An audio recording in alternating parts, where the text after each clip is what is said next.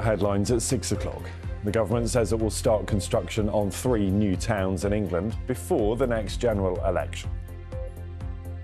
Here in Liverpool, can Sir Keir Starmer move beyond a dire few weeks and show his party he has a plan to turn things around? Jaguar Land Rover gets a £1.5 billion loan underwritten by the government after a cyber attack halted production.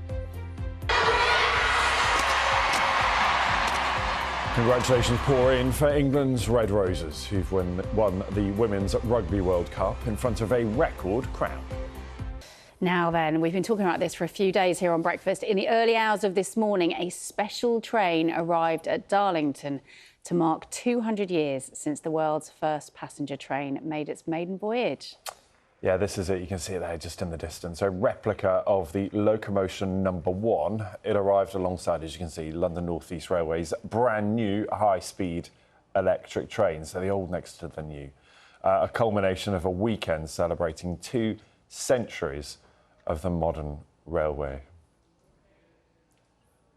I think maybe the modern one looks slightly more comfy. I don't know. Well, we can actually see the modern one. That's why Well, you need binoculars for the other one. There's... We'll find some better pictures so you can see it a bit more clearly a bit later. Yeah, let's take a look at today's papers, and we'll start with the Times and the build-up to the Labour Party conference Leeds. The paper says the Prime Minister is seeking to reset what it describes as his faltering premiership by announcing those plans to build up to 300,000 new homes across 12 new towns. Sir Keir Starmer told the paper he believes the government can, in his words, pull this around. In another interview for the Sunday Mirror, Sir Keir continues his attacks on Reform UK, urging voters not to fall for Nigel Farage, who he describes as grubby, saying that he cares more about lining his own pockets than helping to fix the UK. The Sunday Telegraph reports that Chancellor Rachel Reeves is facing a revolt, with ministers begging her to break her ironclad fiscal rules to allow more spending ahead of the budget in November. And a picture of England captain Zoe Aldcroft holding the Women's Rugby World Cup trophy dominates the front of The Observer with the headline, Roses and Thorns. England win the World Cup as Labour heads for a scrum. Yeah, there's some great pictures in the papers of the win yesterday at Twickenham. There's also some very unscientific surveys in the papers this morning, I should say. So obviously there's always something in the Sunday papers, isn't there, about what's good for you, what's not good for you, what's good for your health. I mean, it's quite, as a headline, it's not bad, is it, this one? This is in the Mail. Yeah, a lot of kids will be quite happy with this. It says you don't need to eat veg to make sure that your eyesight is good, particularly carrots, because we're always told that, right? They say fish fingers can actually give you great eyesight. So it says and biscuits. Yeah, but then you read the article and biscuits are not mentioned anywhere else, so I don't know where they've worked out this science from. Basically said that if you fish fingers and biscuits, you won't get short-sightedness. Can I just say, from a personal experience, I ate a lot of fish fingers and biscuits when I was younger. How are your eyes? Well, they're not great. I'm quite short-sighted, so... OK, well, we've dismissed that. Yeah, I mean, there's a load of other stuff on there that says it's really bad for you, which we know about. But it says canned soup as well, also surprisingly good for some health conditions. I thought anything in a tin was probably not that great for you, but... Careful. There's another story in... What's this? In The Sun? I mean, I'm not a doctor. It should be really clear. Sun, this is a bit of a more serious story. I mean, we always talk about AI. Very few days do we go by not have an AI story. Yeah, we've got the lovely Jennifer Aniston. And she's saying now that AI copies of her are so convincing that even her family and close friends are contacting her to say, I can't believe you said that. And she has to say, well, it wasn't me. It wasn't me. It wasn't me. Her face changes quite a bit, though, doesn't it? So maybe they're not really sure. That is true. She's a very attractive lady. Yes, yeah. But, I mean, you're right. AI is very convincing. I'm going to get told off now. I think we're going to have to move on. 21 minutes. Let's move on to safer territory. Adam's here with the sport. Sir Keir Starmer renews his attack on Reform UK as the Labour Party conference gets underway.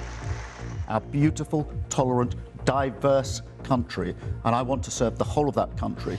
And I was arguing against Reform because Reform do not believe in that country. They want to tear that country apart. In Gaza, hospital sources say 79 people have been killed by Israeli forces in the past 24 hours as Hamas says it's lost contact with 2 hostages in Gaza City. At least one person's been killed in a shooting at a Mormon church in the US state of Michigan. For your winners of the 2025 Women's Rugby World Cup, England! And after that thrilling World Cup win against Canada, the England women's rugby team celebrate their success at a party with fans here in London. The government will underwrite a loan guarantee of £1.5 billion to Jaguar Land Rover as it continues to face a shutdown following a mass cyber attack. The British carmaker has been forced to suspend production at its UK factories for several weeks. The government has said today that they will continue to work with the National Cyber Security Centre in order to strengthen businesses' defences against what they call an evolving form of crime. At least 4 people have been killed, including a 12-year-old girl, and many injured after a major overnight Russian attack on Ukraine. Ukrainian officials say close to 600 drones and over 50 missiles were launched by Russia towards several regions, with the capital Kyiv suffering the heaviest assaults. A stampede at a rally for a popular actor and politician in India has killed at least 40 people, including children, in the southern state of Tamil Nadu. The government has announced an investigation into what happened, promising compensation for the victims' families. And United Nations sanctions against Iran have been reimposed for the first time in a decade. The sanctions over Iran's nuclear program were brought back in late last night after a Security Council vote to enforce them last week. The family of the woman whose shooting by police sparked riots in Bristol 40 years ago are celebrating her life this evening.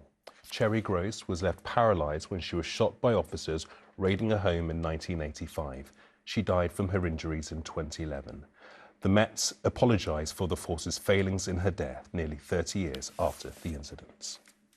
Well, to nearby Moldova, where polls have just closed in parliamentary elections, which their pro-EU president said were vital to avert national peril.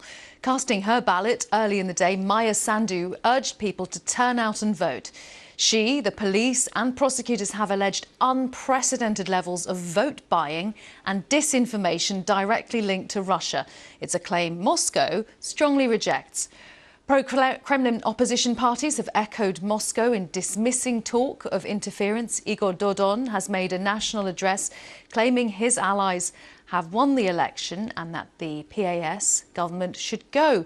He called supporters onto the streets on Monday to, in his words, defend their vote.